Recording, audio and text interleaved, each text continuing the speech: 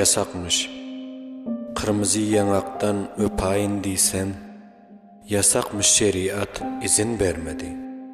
Damansız camiden giyayın diysem, balağı dar eken beden girmedi.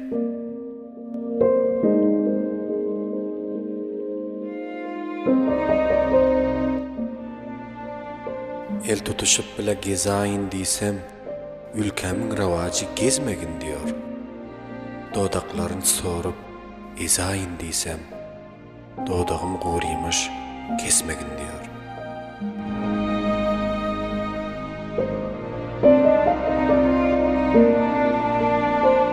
Yurt dışının modasına qaranda, men bilen sen özgür gezmeli.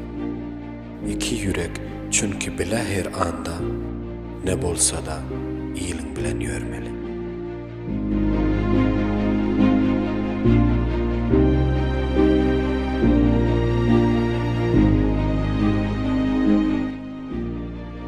Aşıklar mezhepte vuslat ravamış, ona göre hılvat idealı diyen, şeriat aittığı derde devamış, adil muni lazım tutalı diyen.